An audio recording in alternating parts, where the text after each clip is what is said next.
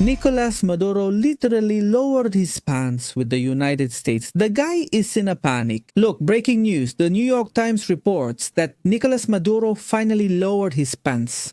He offered Trump everything: gold, oil, gas, and even to kick China and Iran out of Venezuela. The Trump administration told them no. Incredible. Who would have thought? The meme is about to become reality. We don't know what's going on, no, but that's it. No, that's it. I'm going to finish it just in case. We don't know what's going on. In fact, they're confirming it for us here. Maduro offered to deliver Venezuelan oil to the United States and isolate China, Russia, and Iran. Trump refused his offer. Nicolas Maduro proposed to the Trump administration giving American companies control over Venezuela's oil and gold, all just to stay in power. Sources close to the negotiations revealed that Nicolas Maduro made a proposal to President Donald Trump's administration. A broad occupation would give the United States preferential access to Venezuela's natural resources, such as oil, gas, gold, and other strategic minerals. The proposal, debated for months by both countries' envoys, suggested sending Venezuelan crude oil to the United States instead of China, to break contracts with companies from Iran, Russia, and China, and open all mining and energy projects to American capital. Maduro reportedly made this offer with the intention of normalizing relations with Washington, in a context where the White House was maintaining its policy of pressure, labeling the regime as a criminal cartel and deploying warships in the Caribbean. Seriously, within Chavismo there's so much panic, so much fear, so much desperation, that I wouldn't be surprised to see something like this.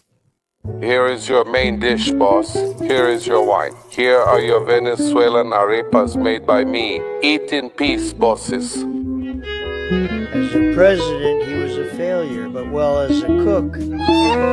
I used to live so well back home. But here they say the proposal was rejected by the Trump administration. Bad news for Maduro.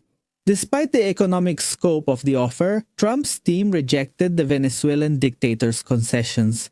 Sources consulted indicated that Washington decided to cut diplomatic communication with Caracas, which definitively paralyzed the process, reported the New York Times. The Secretary of State and National Security Advisor, Marco Rubio, led the hard line within the administration, maintaining the position that Maduro had to leave power and face American justice. Rubio considered the talks a desperate attempt by the dictatorship to buy time in the face of military and financial pressure. Now, one thing catches my attention. They regularly justify all this with the fact that they want to take Venezuela's natural resources, but Nicolas Maduro already offered all the natural resources to the United States, and they rejected it. Imagine that. They rejected it. There's also another important issue here. You see how regularly both Mikelo, Nicolas Maduro, Diosdado Cabello, and all these criminals keep saying, "We will defend Venezuela's natural resources with our lives." Did you see how they backed down and handed them over? Because they've done that for years. The tyranny of Nicolas Maduro. The narco-criminal regime of this man has been handing over Venezuela's natural resources to China, Russia, Turkey, Iran, and Cuba for decades. Here they tell us, Maduro was trying to avoid a military intervention. According to Venezuelan sources, Maduro came to accept that reducing his ties with Russia, China, and Iran was an inevitable price to avoid a possible United States intervention. In his attempt to appear cooperative, the regime also suspended oil shipments to Cuba, a measure that worsened the electricity crisis on the island. I don't know if you know that the situation in Cuba is also escalating rapidly. There's a brutal electricity crisis in Cuba. Stay alert, we might get a 2-for-1 soon. Also, the contacts between Caracas and Washington had made progress on economic matters, but stalled when discussing the political future of the leader. The dictatorship refused to discuss a democratic transition or Maduro stepping down. Clarifying the 2-for-1 issue is crucial. What happens is that Cuba is largely sustained thanks to the tyranny of Nicolas Maduro and Diosdado Cabello. The Cuban regime has managed to survive for so many years because it has known how to parasitize other countries. First, they expropriated American companies. Then the Soviet Union came and supported it for decades until the Soviet Union collapsed. And then in the 1990s, the famous special period arrived in Cuba, which was a time of great scarcity among the Cuban people, until Hugo Rafael Chavez Frias came to power in Venezuela. When that happened in the late 1990s, Cuba started leeching off Venezuela and has been doing so for many years. So what will happen when Venezuela falls? Well, we'll see, because Cuba could also easily fall. Only time will tell what happens. But I want to show you the following. Urgent. Nicolas Maduro's tyranny is urgently requesting that the United Nations Security Council address the issue of Venezuela. They believe that an attack by the United States is imminent and will happen in the short term. They talk about an unprecedented military deployment. Pay attention to their words, okay? An imminent attack by the United States that will happen in the short term, and in addition, an unprecedented military deployment. This doesn't come from me. This doesn't come from the United States. This comes from the tyranny itself, from the criminal Nicolas Maduro, who is also a fugitive from justice. Let's see what they're saying. Look here and pay attention. This is a letter dated October 9, 2025.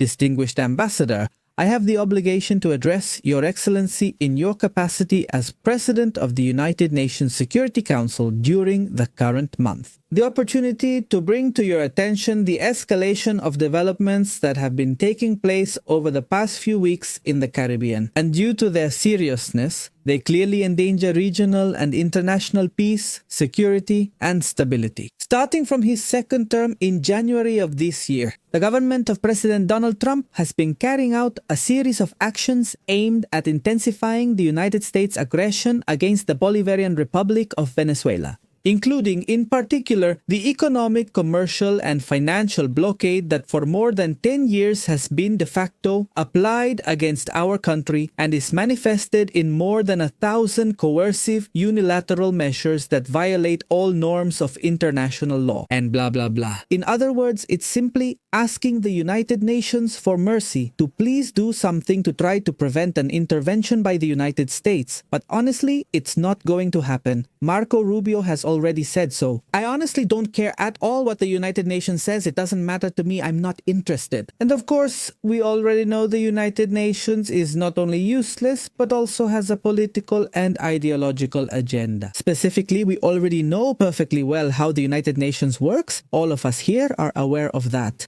So now, it turns out that while all this madness was happening, Maria Corina Machado won the Nobel Peace Prize. Some people say it's fair, other people say Donald Trump deserved it more. The reality is that the selection process to apply for the Nobel Peace Prize ended on the last day of January. By that time, Trump had only been president for about 10 days, roughly a week and a half. Not much more. Trump had just arrived at the White House in this second term. So everything Trump has done regarding Palestine, Israel, all of that doesn't apply. It doesn't fall under this Nobel Prize, but would be considered for the next one. It's very important to make that clarification. However, I'm telling you this is no coincidence. From my point of view, it's a statement of intent about what might be coming soon. So you see, we'll see what happens with the issue of the Venezuelan regime. Maria Corina Machado won the Nobel Peace Prize. Congratulations. Let's hope that now the fall of the Venezuelan regime finally happens, which I think is what we all want. But well, there's something quite peculiar that happened hours before Maria Corina Machado was declared the winner of the Nobel Prize. And it's related to the topic of polymarket. It turns out that apparently the result of the Nobel Peace Prize was leaked. We don't know exactly who leaked it. There's just going to be an investigation. It could have been an internal leak from within the Nobel Peace Prize organization. Perfectly. But the point is that a group of people knew that Maria Corina Machado would win and started betting their money on her. Imagine when she wasn't even among the favorites to win the Nobel Peace Prize, and suddenly a bunch of people started betting on her. Check out this graph for Maria Corina Machado. See how it rises so quickly? And how a bunch of people start betting. Do you see that? So yes, it's 100% certain that there was someone with insider information about the Nobel Prize winner. Attention, the Nobel Peace Prize result was leaked. Yesterday, someone on Polymarket, a crypto betting site, placed $80,000 on Maria Corina Machado winning the Nobel Peace Prize. It is suspected that it was an insider who knew the result and made at least 6 figures from that bet. He shot Maria Corina Machado's chances of winning the prize from 0.7 in the morning to 72% just hours before the result was made public. Yes, in the morning. She had a probability of 0.7% according to the bets. A few hours before the result was announced, she had 72%. So, there were people with inside information. We still can't say who, we don't know where it came from, but apparently there will be an investigation about it. But anyway, obviously the last few days, and especially the last few hours, have been total panic within Chavismo. And if you don't believe me, just ask the criminal Diosdado Cabello. Stay tuned. But also they're taking it out on a country that has shown them that here we really do fight back. Any kind of substance. A country that has shown, according to reports from United Nations agencies, that it is free of crops, that there is no processing and that trafficking across its borders is very low, according to those same numbers. But they have insisted on threatening us, meaning that they're going to blow us up.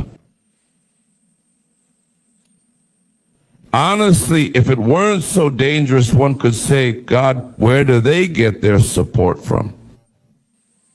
But it's very dangerous. People who have decided to seize our natural resources. Which natural resources do you mean? They were offering them to Donald Trump? Incredible. Anyway, ladies and gentlemen, I would really like to know what you think and what your opinions are about all this. Thank you very much and see you next time.